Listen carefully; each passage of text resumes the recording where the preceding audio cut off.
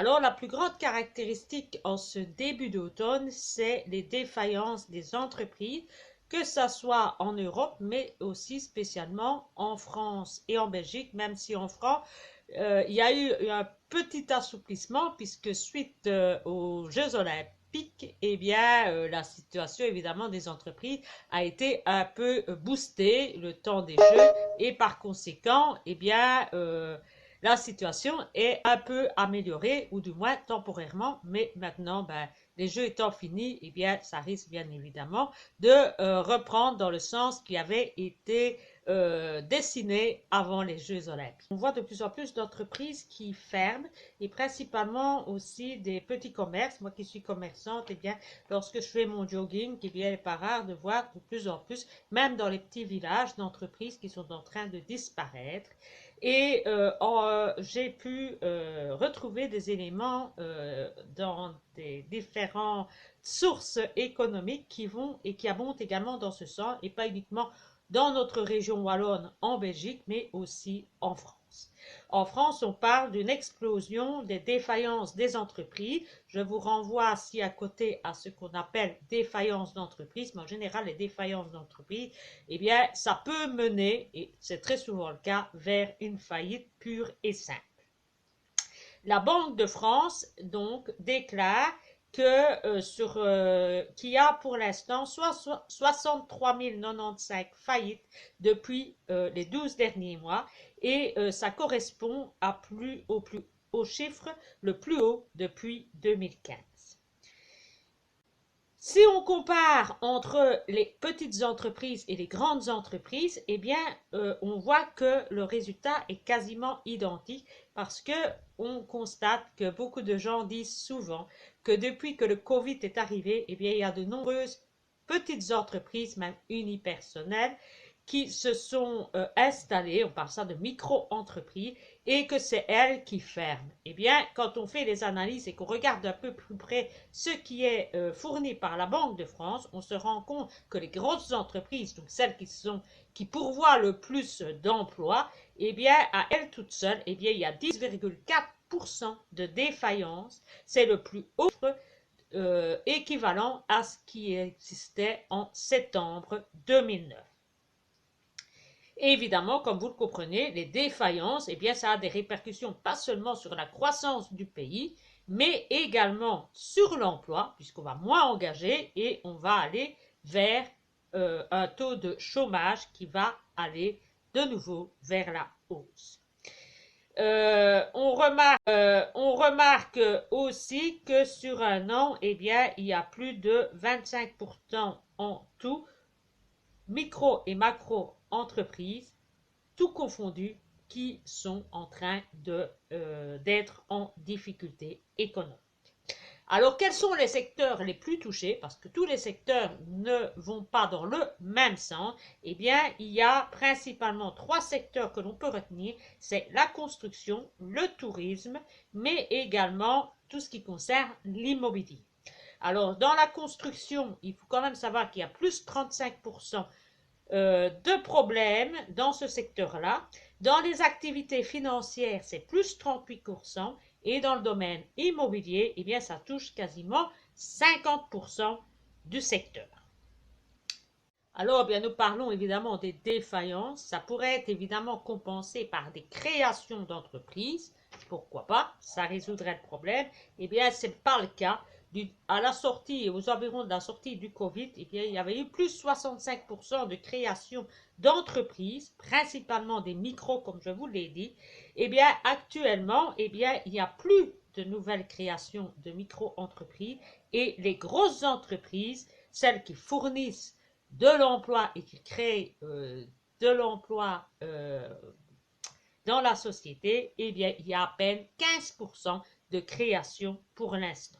Ce qui veut dire qu'il y a beaucoup plus de fermeture que de création, donc il va y avoir un déséquilibre, et par conséquent, eh bien, certains secteurs, certains analystes parlent qu'assez rapidement, vers la fin de l'année 2024, eh bien, on pourrait voir remonter le chiffre du chômage et le voir revenir aux alentours, frôler les 10%, on parle de 9%.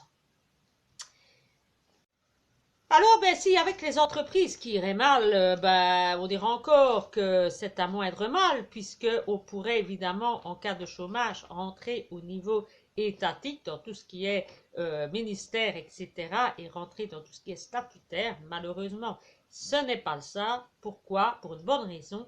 Eh bien, c'est que les États, eh bien, vont mal financièrement également. Et en plus, eh bien, le budget de l'État, eh bien, ils sont mal gérés. Et c'est ce que nous allons voir pour l'instant, puisque si on reprend le cas de la France, puisque c'est souvent sur la France qu'on se tourne pour regarder ce qui se passe, eh bien, la dernière fois qu'on a eu un budget excédentaire, ça a été en 1974. Et depuis, eh bien, ça a toujours été des budgets déficitaires. On parle d'ailleurs de récession en France depuis 2010. Depuis 2010, eh bien, c'est carrément la récession, on ne s'en sort plus. Et pourtant, eh bien, il y a certains pays qui arrivent à certaines périodes, je ne vais pas vous les décrire parce que ça prendrait trop de temps, mais il y a quand même des pays qui, certaines années, arrivent de faire de l'excédent budgétaire. On peut citer par exemple l'Allemagne, qui a eu des excédents budgétaires en 2007, 2012, 2019. Les États-Unis l'ont également fait entre 1998 et 2000, le Canada également. Alors, bien, en ce qui concerne les budgets, eh bien, je ne vais pas en faire un détail, ça, je vous mets quelques exemples de tableaux, mais principalement, je vous dis en gros quels sont le secteur particulier dans les budgets qui sont les plus dépensiers. Eh bien, en ce qui concerne la France, c'est principalement les dépenses de fonction qui sont les plus importantes. Elles représentent quasiment 15% d'augmentation, alors qu'on devrait faire évidemment des restrictions. Et par conséquent, eh bien, on peut dire que la France, c'est un pays de la récession depuis 2010.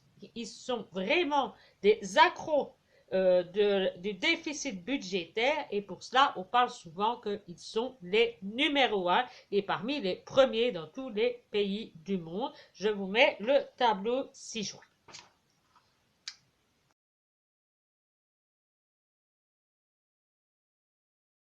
Il n'y a pas que les analystes qui sont là pour le dire. Bruno Le Maire a encore ajouté il y a quelque temps que le déficit public allait encore augmenter. Alors on parlait que ça allait représenter 5,6% du PIB, alors que l'on pensait précédemment à une prévision de 5,1 et les prévisions à plus long terme de 2025 par même de 6,2 du PIB. Ça devient donc incontrôlable, les recettes diminuent et les dépenses augmentent drastiquement. Par conséquent, eh bien, on peut dire que la récession est encore plus forte depuis 26 mois et que le chômage va incontestablement toucher les 10% assez rapidement pour la fin de l'année. Ensuite, un élément important qu'on peut retenir en ce début d'automne, c'est que les holos à 10 ans ont un peu plus de 3%. C'est à peu près ce que l'on avait dans les années 2012 et ça a pour résultat de casser l'activité économique. En plus, les taux d'intérêt, ils sont très hauts malgré la baisse de l'inflation et par tout ce qu'on vous dit. Parce que l'inflation a beau baisser, mais ça veut dire que la courbe de la hausse des prix n'est plus aussi droite, aussi haute. Elle est un peu fléchie, mais ça continue toujours à monter. Donc le panier de la ménagère, eh bien, continue à voir son niveau de pouvoir d'achat diminuer parce que ça augmente moins vite, oui, mais ça ne baisse toujours pas. Il y a qu'un seul secteur où les prix sont en train de diminuer, et bien c'est dans l'immobilier où là, évidemment, le prix des maisons est en train d'aller dans le sens inverse de tout ce que l'on connaît pour le moment, y compris des matières premières qui sont en train de flamber, et bien c'est l'immobilier qui lui est en train de diminuer et assez drastiquement. Donc Et avec tout ça, eh bien, ça entraîne bien évidemment des pénuries de matières premières, pénuries de produits, et donc, eh bien, ça continue à devoir faire face à un manque de certains produits ou de certaines matières premières nécessaires à la fabrication de produits, et tout cela entraîne, eh bien, que quand vous demandez quelque chose, ça prend énormément de temps, les délais d'attente sont très longs, et parfois, eh bien, c'est même tout simplement montant pendant un certain nombre de temps, donc la pénurie continue. Alors le deuxième point qu'on peut aussi noter, et c'est la première fois que ça apparaît en France, c'est que le taux de natalité est égal au taux de mortalité. Ça n'était plus jamais arrivé et c'est la première fois qu'on revient à ce taux où le nombre de décès correspond au nombre de naissances. Il n'y a donc plus de naissances supérieures au nombre de décès. Voilà. Alors nous allons terminer cette vidéo en nous demandant comment est-ce que l'on peut sortir de ce marasme et quelles sont les possibilités d'investissement pour nous, particuliers investisseurs, et aussi répondre à d'autres questions que souvent bon nombre de personnes se posent, pas uniquement en France, bien que pour le moment ils sont dedans, donc ils y pensent plus que dans d'autres pays, mais on est tous amenés un jour ou l'autre à se poser la question, est-ce que l'État pourrait venir prélever notre épargne, soit sous forme d'impôts, ce qui est déjà quasiment un peu le cas, mais on peut toujours faire plus, et est-ce qu'il pourrait également prélever notre épargne? Est-ce que c'est possible? Eh bien, pour resituer le problème, on résumera ça en disant que la France, finalement, a un déficit de 3 200 milliards, ce qui est complètement incontrôlable. Ça représente à peu près 57% du PIB. Et à cela, eh bien, il faut encore ajouter qu'ils sont également le numéro 1 des dépenses sociales avec 31,6% du PIB et des prélèvements obligatoires, ce qu'on appelle des impôts, l'imposition, qui représente 46% du PIB. Donc on peut dire que la France est champion dans tous les domaines. Et on terminera cette analyse, cette mise en lumière de la situation française en ajoutant que la production industrielle en ce début d'automne est à moins 2% et que les exportations eh bien, sont à moins 3,5%. Ce qui veut dire que le tableau que je viens de vous brosser, ben, il n'a rien du tout d'être idyllique. Au contraire, c'est presque un cauchemar. Est-ce qu'il y a moyen de faire pire? Mon prof d'économie dirait il y a toujours moyen d'aller plus bas. Donc, attendons-nous à voir pire, même si je crois que là, on bat quand même déjà tous les records. Alors, comment va-t-on faire pour s'en sortir? Avant ça, eh bien, il faut bien comprendre les éléments que je viens de vous expliquer et vous les résumer parce que je ne vais pas revenir, certains éléments ont déjà été invoqués précédemment. Alors quand on se trouve dans une telle situation que l'on soit l'État, une personne ou une entreprise, eh bien, il faut faire entrer de l'argent. Et comment fait-on? Eh bien, soit en augmentant les recettes et concomitamment également en diminuant les dettes.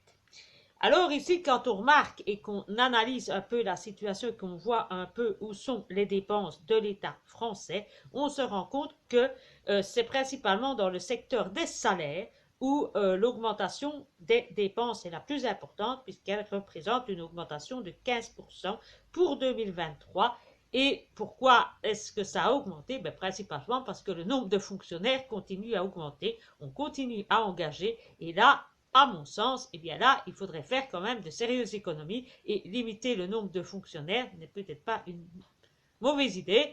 Si le système fonctionnait bien avec autant de fonctionnaires, dirait-on encore que c'est à la bonne heure, mais ici c'est justement le contraire, plus il y a de fonctionnaires, plus ça bloque, plus ça paralyse le système, donc il faudrait peut-être faire une sorte d'élagage au niveau des personnes qui ont été engagées au sein des institutions. Ça leur permettrait déjà de diminuer le nombre de dépenses et principalement dans le secteur des rémunérations qui est donc un élément à lourde charge pour le problème du budget de l'État. Alors, c'est bien de savoir où se trouve le secteur où il y a le plus de dépenses, c'est les dépenses de fonctionnement. Je vous mets ci-joint ce qu'on entend par dépenses de fonctionnement, mais encore faut-il savoir où exactement cela se produit. En effet, au niveau étatique, même si en Belgique c'est encore plus compliqué qu'en France, mais au niveau étatique français, il y a quand même l'État, il y a quand même l'Europe, il y a quand même les collectivités, et donc il faut savoir exactement lequel secteur est le plus dépensier que les autres. Eh bien, au fur et à mesure des analyses, eh bien, on se rend compte qu'au final, eh bien, c'est principalement l'État central qui dépense le plus dans les frais de fonctionnement. Alors, si l'on se retourne vers ce qui concerne les recettes de l'État, c'est-à-dire principalement bien les impôts, les prélèvements obligatoires, eh bien, en ce qui concerne la France, eh bien, on se rend compte que les postes les plus importants, c'est les affaires sociales. Ça représente quasiment à tout seul 22% pour les cotisations sociales, le CSG 6% et la TVA 5%. Donc ça veut dire que ce sont déjà des postes qui sont très lourds et je reviendrai plus loin là-dessus, mais en tout cas sur l'analyse sur laquelle je me base pour vous faire cette vidéo, et bien pour lui, il est hors de question d'encore augmenter la taxe des impôts quand on voit de tels niveaux aussi importants en ce qui concerne les prélèvements et quand on voit déjà ce qu'on ponctionne au niveau des cotisations sociales, ça serait complètement couper la branche sur laquelle on est assise, d'encore aller jusqu'à augmenter au-delà de cet tel pourcentage. Alors, comment est-ce que l'on va s'en sortir de cette situation? Est-ce qu'il y a des solutions que l'État peut mettre en place pour se sortir de ce marasme? Eh bien, je me suis basée sur ce que Marc Touati a expliqué dans sa vidéo. Je vous mettrai les références ci-dessous. Eh bien, pour lui, la première chose à faire, et ça paraît fou, mais c'est comme ça, et en France, on n'accepte pas cette théorie, il faudra un jour ou l'autre qu'on se mette en question, en Belgique aussi d'ailleurs, hein, c'est que de diminuer les impôts. C'est trop d'impôts tue l'impôt, c'est bien connu, et à un moment donné, ben, quand il y en a trop, et ça a un effet pervers. Il serait plus que temps, au vu de tout ce que je vous ai dit précédemment, de diminuer les impôts. Deuxième élément, ben, comme je vous l'ai dit, les dépenses les plus importantes au niveau de l'État français et principalement central, eh bien, c'est les dépenses de fonctionnement. Eh bien, il faut faire de l'élagage dans les dépenses de fonctionnement. Et comme on l'a dit, ben, principalement dans tout ce qui est déjà nombre de fonctionnaires, ça serait déjà pas mal. Troisième élément, ben, c'est de lutter contre les fraudes fiscales et sociales. Ça paraît, ça va de soi. Quatrième, 1, 2, 3, 4, diminuer les coûts du travail, c'est pas en augmentant les cotisations sociales, comme je disais tantôt, que l'on va favoriser l'emploi et faire venir des entreprises de l'extérieur, c'est plutôt l'inverse qu'on risque d'avoir, c'est une fuite des capitaux des entreprises et par conséquent, si on veut faire revivre le pays, la France ou un autre pays comme la Belgique, augmenter la croissance économique et redonner un nouvel élan, eh bien, il faut diminuer considérablement le coût du travail si l'on veut relancer la machine. Cinquièmement, eh bien, c'est de moderniser le marché du travail, le fluidifier et faciliter l'accès au travail, etc., avec les créations d'entreprises, etc., que ce soit par des personnes du pays ou extérieures. Il faut favoriser cela et pour ça, eh bien, il faut rendre le système plus facile, plus viable et pas un vrai casse-tête chinois, surtout pour nous, pour les Belges. Enfin, point suivant, ben, c'est d'augmenter les financements, la recherche économique, etc., l'innovation en Europe, et bien ça, ce sont des points qui sont quasiment à l'arrêt. La plupart des têtes pensantes que nous avons de haut niveau, bien, très généralement, ben, ils partent vers les États-Unis ou dans d'autres pays du monde et ils ne sont plus au sein de l'Europe pour faire de la recherche et faire de la découverte. C'est très souvent maintenant, actuellement, la Chine et l'Asie qui sont devenus vraiment des pionniers en matière de recherche, y compris dans les pays de l'Est d'ailleurs, comme la Russie. Nous avons qui ont la capacité de le faire, et bien en général, eh bien, ils sont attirés par des revenus beaucoup plus favorables et ils sont recrutés dans des pays étrangers au détriment de l'Europe. Et enfin, dernière chose, c'est de développer la culture économique. Alors, si l'on ne fait pas ça, et qu'on ne prend pas le taureau par les cornes, surtout en France pour le moment, qui sont dans une situation peu enviable, eh bien, pour Marc Touati, eh bien, cela risque de tourner au vinaigre et de prendre le chemin de ce qui s'est passé en Grèce. Tout le monde se souvient de la situation dans laquelle la Grèce s'est trouvée il n'y a pas si longtemps que ça, donc tout le monde s'en souvient. Eh bien, si on ne réussit pas à régler ce problème-là, eh bien, on risque tout simplement de se diriger vers une crise à la grecque, ce que personne ne souhaite. Et deuxièmement, eh bien, il faudrait également que la France soit capable, évidemment, de respecter les délais que l'on lui a imposés à l'Europe, de parvenir évidemment à rabaisser et respecter dans les accords qu'elle s'est engagée à respecter et de réduire par exemple ses dépenses pour 2027 telles qu'elle l'a. Les montants ne sont pas respectés et par conséquent, ben, ça fait mauvaise figure. Et ça peut arriver aussi que finalement, ben, la note de la France risque d'être dégradée. C'est d'ailleurs un des prochains événements qui va avoir lieu au mois d'octobre, c'est de voir le niveau que la France va être cotée. On parle déjà que l'on pourrait aller vers un 2A. On s'en sort bien avec un 2A, c'est encore rien de grave, mais ça ne serait déjà plus ce qu'on avait avant les 3A. Donc ça peut être des 2A plus, des 2A moins ou des 2A tout simple. C'est pas encore trop catastrophique, mais on sent déjà un petit changement. Il ne faudrait évidemment pas que la France tombe au simple A, où là, ça serait vraiment la catastrophe. On ne serait vraiment pas très chaud les étrangers pour venir prêter de l'argent à la France dans de telles notations. Voilà, alors nous allons voir, bien nous en tant que particuliers, investisseurs ou investisseurs d'entreprise, comment pouvons-nous également investir et comment devons-nous faire pour rester la tête hors de l'eau dans de telles situations. La première chose que l'on peut dire, c'est que les marchés boursiers sont très très hauts. Aux États-Unis, ils sont à des sommets historiques. C'est également le cas un peu partout dans le monde. Et on sent que c'est assez volatile et assez mouvant pour le moment, puisqu'on est sur des sommets. Tout le monde s'attend qu'à un moment donné, ben, le sommet, on va le redescendre. Donc, c'est un peu instable, fébrile. Et donc, ben, on vous conseille évidemment de ne faire très attention si vous voulez encore rentrer dans les actions. De toute façon, vous risquez de ne plus avoir un très gros bénéfice puisqu'on arrive sur des sommets et en plus, vous risquez de perdre ce que vous avez misé. Donc, attention, soyez prudents. Si vous y connaissez, ben, faites-le, mais attention, allez-y prudemment.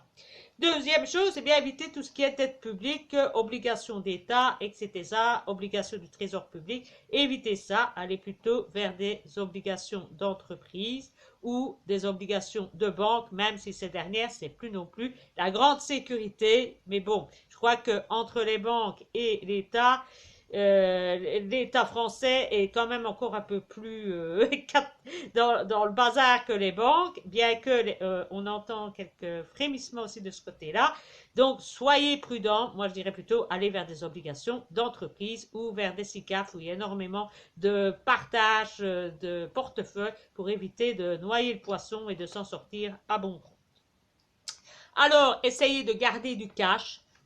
En cas de récession, on conseille toujours d'avoir du cash. Pourquoi? Ben pour pouvoir, premièrement, déjà racheter lorsque tout se sera effondré. Vous serez prêt pour racheter au plus bas. Et deuxièmement, ben, du cash, il en faut toujours.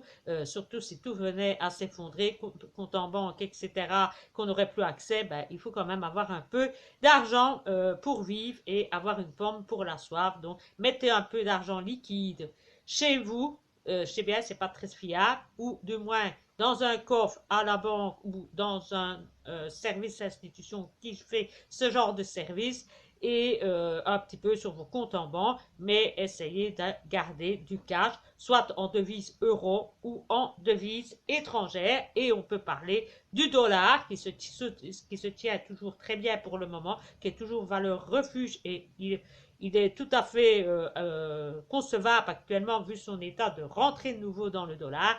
ou si vous préférez ne pas aller vers le dollar, pourquoi pas aller vers le franc suisse qui tient très bien la barque pour le moment. Alors vous pouvez faire aussi, suivant votre goût et votre cœur, aller vers des monnaies exotiques, dollars australiens si vous aimez, ou bien des devises asiatiques, ou bien également des devises européennes comme la couronne norvégienne, couronne suédoise, etc.